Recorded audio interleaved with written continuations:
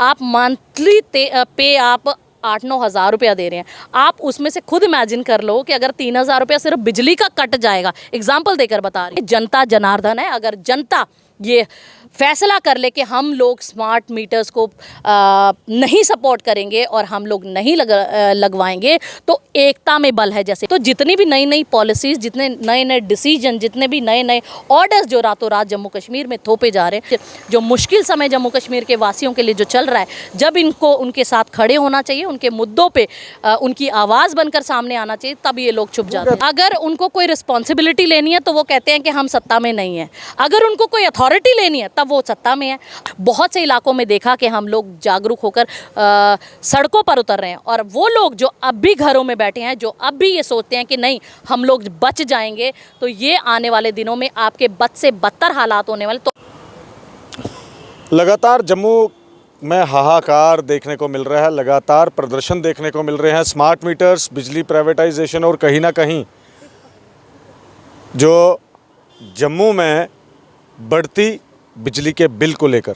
मगर कहा यह भी जा रहा है कि युवा यहाँ से बेरोज़गार जम्मू कश्मीर में दिख रहे हैं और बिजली के बिल बड़े बड़े थोपे भी जा रहे हैं। और कहीं ना कहीं ड्रीम 11 की बात करूँ तो ड्रीम 11 जो एक गेम है, और उसको जुआ खेलकर, मैं तो जुआ ही कहूँगा, जुआ खेलकर युवा पैसा कमाने की कोशिश कर रहे हैं। मगर जो उनके पास जमा पूंजी है, हर एक तो जीतता नहीं है।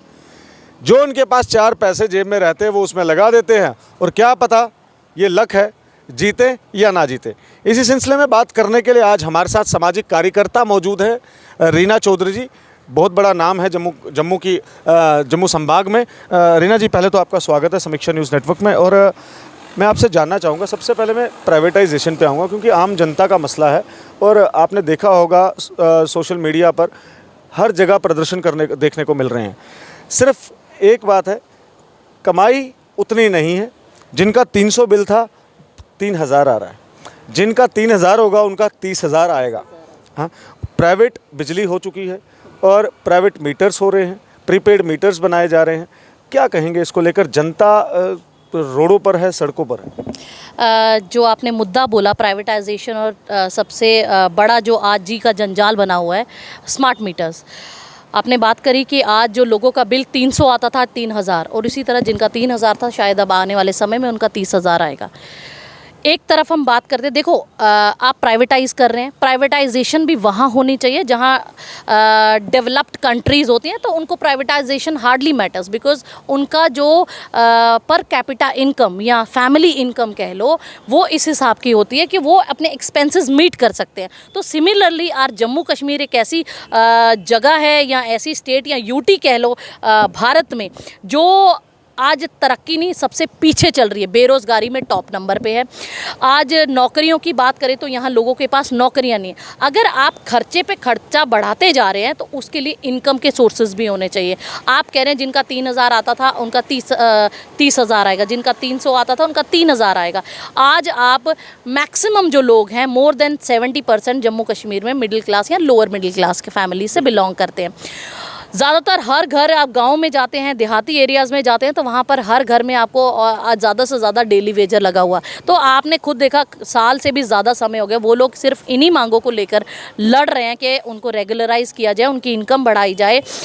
लेकिन जहाँ उनको आप मंथली पे आप 8-9 हज़ार रुपया दे रहे हैं, आप उसमें से खुद इमेजिन कर लो कि अगर 3,000 रुपया सिर्फ बिजली का कट जाएगा, एग्जाम्पल देकर बता रही हूँ, बच्चों को कैसे पढ़ाएगा? तो बच्चे कहाँ पढ़ेंगे, रोटी पानी कहाँ से पूरा होगा, रिश्तेदारी कहाँ से पूरी होगी, दवा दारू कहाँ से पूरी होगी, उसके अलावा कपड़े कहाँ से खरीदेंगे? तो 6,000 में मुझे नहीं लगता एक परिवार या कैसे चलेगा। तो इम्पॉसिबल इम्पॉसिबल जो एक सिनेरियो बन चुका है आज एक मिडिल क्लास और लोअर मिडिल क्लास ग्रुप के लिए कि वो लोग कैसे अपना सर्वाइवल करेंगे। तो यही एक बहुत संगीन मुद्दा है, बहुत ही इम्पॉर्टेंट इशू है। तो क्या लगता है आपको भाजपा इस पर चुप क्यों है? क्योंकि काफ़ी देर से पहले शराब की दुकानों का मसला बना, फिर टोल प्लाजा का मसला बना, अब स्मार्ट मीटर्स का मसला बन के सामने आया है, डेली वेजर्स का मसला बना।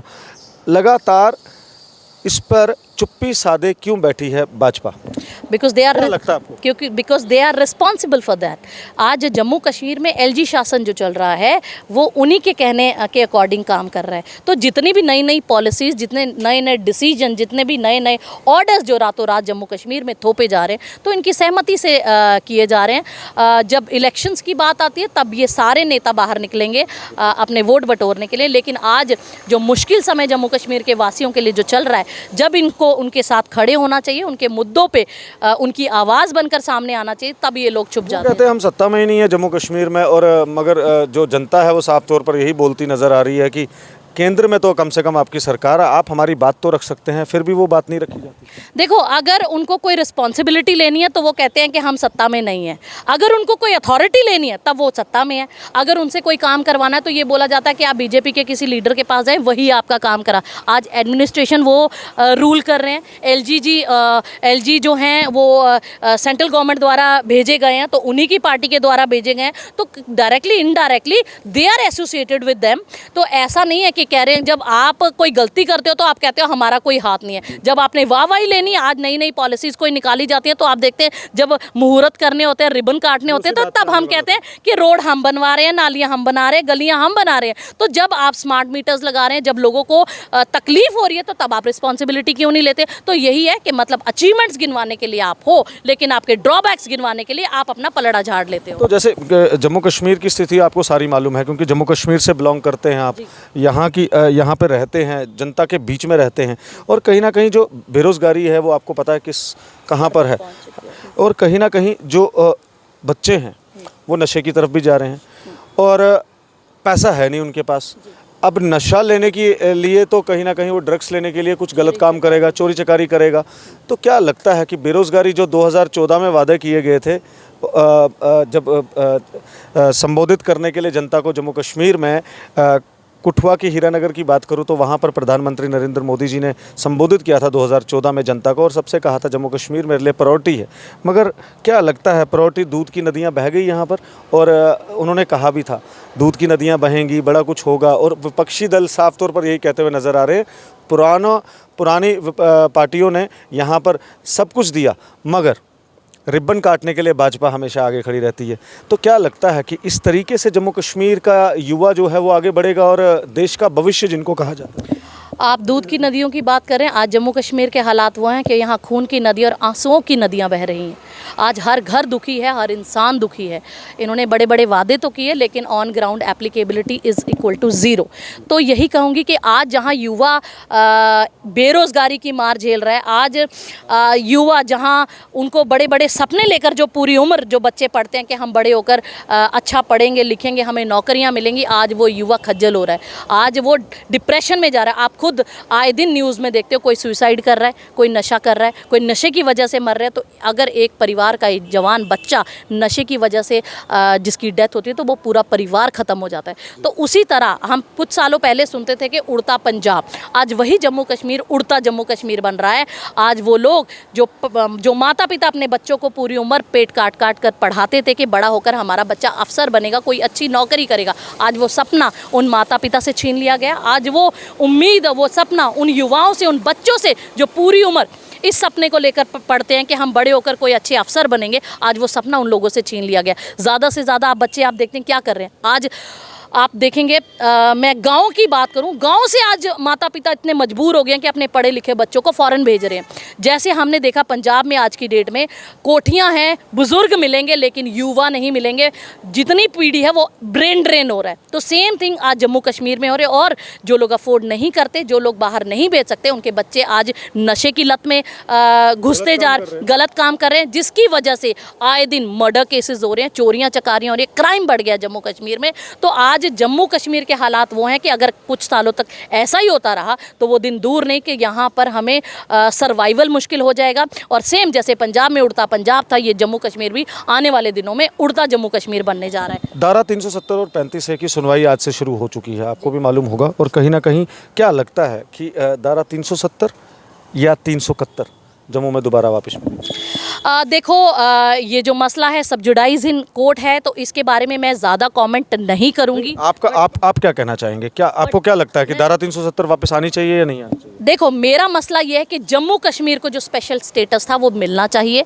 जो बाहर से लोग जम्मू कश्मीर में आकर बस रहे हैं वो नहीं बसने चाहिए। जिस तरह हिमाचल में धारा 371 देकर एक उनको स्पेशल स्टेटस दिया गया कि आप लोगों को कुछ प्रिविलेजेस मिलती हैं, उस तरह की प्रिविलेजेस जम्मू कश्मीर के लोगों को भी मिलनी चाहिए। बाकी कोर्ट डिसाइड करेगा, what ever is best for Jammu Kashmir people that will be done. तो इस पर मैं अभी ज़्यादा कमेंट नहीं कहूँगी। इसके अलावा आपने एक और मुद्दा डिस्कस किया था इससे पहले, जब युवाओं की बात की थी कि आज जम्मू कश्मीर के हालात ये हैं जिनको हम संजीदगी से नहीं ले रहे, कि ऐसी ऐसी गेम्स जैसा अभी आपने कहा ड्रीम 11 एंड ऑल, इस तरह की कई सारी गेम्स हैं जिसको बड़े बड़े सेलिब्रिटी आज सोशल प्लेटफॉर्म पर वो पैसा ले रहे हैं। वो देखिए, वो प्रमोट तो कर रहे हैं मगर वो पैसा ले रहे हैं। हाँ। अपनी फेस वैल्यू का पैसा ले रहे हैं, ऐड कर रहे हैं वो। हाँ, तो आज आपने जुआ इनडायरेक्टली या डायरेक्टली इसको कह लो, दिस इज़ जुआ। आप किसी बच्चे को पढ़ाई से छुड़ाकर नौकरी से ध्यान हटाकर कहते हो कि ड्रीम 11 या इस जैसी गेम्स खेलकर हाँ आप भी 1 करोड़ जीतेंगे। आप नौकरियों पे टाइम वेस्ट मत करो,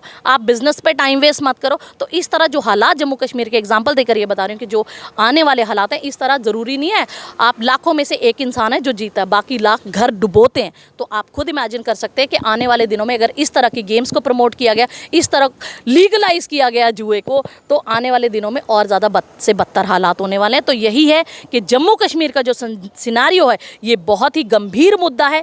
इसको सेंट्रल गवर्नमेंट ने और माननीय एलजी साहब ने इसको संजीदगी से लेकर लोकहित की बात करनी चाहिए, लोकहित के फैसले करने चाहिए। जो जम्मू कश्मीर के लोगों की मांग है, जो जम्मू कश्मीर के लोगों को प्रिविलेज मिलता था, वही मिलना चाहिए आने वाले दिनों में भी, आने वाले समय में भी। अदरवाइज जम्मू कश्मीर का सर्वाइवल आज डेंजर में है।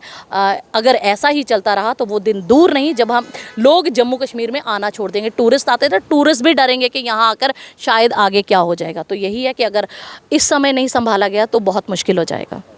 तो जैसे कि साफ तौर पर स्मार्ट मीटर्स की बात मैंने पहले शुरुआत में की थी, तो स्मार्ट मीटर्स पे ही दोबारा आऊँगा। और स्मार्ट मीटर से जम्मू की जनता, जम्मू संभाग की जनता बहुत ज़्यादा परेशान है। क्या लगता है वो दौर आ जाएगा 2008 वाला, बम बम बोले फिर से स्मार्ट मीटर्स को लेकर? देखो, आज स्मार्ट मीटर जम्मू कश्मीर के लोगों के जी का जंजाल बन चुका है। जैसे नेसेसिटीज़ में बिजली पानी आज नेसेसिटीज़ में ही काउंट होता है। जैसे रोटी कपड़ा मकान कुछ समय पर, कुछ सालों पहले तक था, आज बिजली पानी भी उसी में इंक्लूडेड है। अगर बिजली भी लोग अफोर्ड नहीं कर पाएंगे, क्योंकि जो इनके रेट्स हैं, जो आगे आगे इनके मीटर्स के मंथली जो चार्जेस आएंगे, लोग अफोर्ड नहीं कर पाएंगे। बहुत से इलाकों में देखा कि हम लोग जागरूक होकर सड़कों पर उतर रहे हैं, और वो लोग जो अब भी घरों में बैठे हैं, जो अब भी ये सोचते हैं कि नहीं हम लोग बच जाएंगे, तो ये आने वाले दिनों में आपके बद से बदतर हालात होने वाले। तो आप सबसे यही उम्मीद है कि जागरूक हों, आवाज़ उठाएं। अगर आप सब लोग ये ठान लें कि हम जम्मू कश्मीर के लोग हैं, जिसे महाराजा हरि सिंह जी की स्टेट कहा जाता था, एक स्पेशल दर्जा दिया गया था, और आज हम लोग अपने मूलभूत आवश्यकताओं को पूरा करने के लिए हमें गिड़गिड़ाना पड़ रहा है। आज हमारी सुनवाई नहीं हो रही है, लेकिन यही है कि जनता जनार्दन है। अगर जनता ये फैसला कर ले कि हम लोग स्मार्ट मीटर्स को नहीं सपोर्ट करेंगे और हम लोग नहीं लगवाएंगे, तो एकता में बल है। जैसे बचपन से हम लोगों को पढ़ाया जाता था कि एकता में बल है, एकजुट होकर इस मुहिम में बढ़ चढ़ कर साथ लें, और इस मुहिम में अपना और हम सभी जम्मू कश्मीर वासियों की रक्षा करने में, क्योंकि एक इंसान के लिए या एक मुट्ठी भर लोगों के लिए शायद ये मुश्किल होगा इस जंग को जीतने का। तो इस जंग में बढ़ चढ़ कर हिस्सा लें। जो लोग अवेयर हैं, और भी लोगों को, अपने आस पड़ोस के लोगों को अवेयर करें, और घरों से बाहर निकल कर इस मुद्दे को संजीदगी से लेकर इस फाइट में एक साथ जुड़कर लड़ें, ताकि हम लोग जम्मू कश्मीर के लोग स्मार्ट मीटर्स मुक्त हो पाएँ और अपनी ज़िंदगी सुचारू रूप से जी सकें, अपने बच्चों को भरपेट खाना खिला सकें, ताकि आने वाले दिनों को हम लोगों को खाली या भूखे पेट सोना ना पड़े। बहुत बहुत शुक्रिया बात करने के लिए। इस समय हमारे साथ मौजूद थी, जिनके साथ हमारी बात चल रही थी, आपके समक्ष रखा रीना चौधरी जी, जो कि सामाजिक कार्यकर्ता है, और कहीं ना कहीं बहुत सारे विषय पे इनके साथ बातें हुई, और साफ तौर पर इनका यही कहना है कि सब एकजुट हो जाएं। जम्मू कश्मीर की जो जनता है एकजुट जब तक नहीं होगी, क्योंकि एकता में ही बल है, ये इनका कहना था। और हम उम्मीद रखेंगे कि आप भी एकजुट होकर अपनी मांगों को, अपने राइट्स को, डेमोक्रेटिक कंट्री में आपको हक है अपनी आवाज़ प्रशासन के आगे रखने के लिए। और कहीं ना कहीं अगर आप एकजुट नहीं होंगे तो ये जो तांडव है ये हमेशा हमारे सिर पे मंडराता रहेगा। और हम उम्मीद रखेंगे कि आप इस वीडियो को ज़्यादा से ज़्यादा शेयर करेंगे। ऐसे ही प्यार हमेशा बनाइए रखिएगा समीक्षा न्यूज़ नेटवर्क के साथ, और अपनी राय ज़रूर कमेंट बॉक्स में रखिएगा कि किस तरीके से जम्मू कश्मीर के जो हालात हैं वो कहाँ पर हैं। आप अपनी राय ज़रूर कमेंट बॉक्स में रखिएगा, और पल पल की खबर और पल पल की अपडेट के लिए जुड़े रहिएगा समीक्षा न्यूज़ नेटवर्क के साथ। मेरे वीडियो जर्नलिस्ट और मुझे विनीत कार्लू को दीजिए इजाज़त। नमस्कार।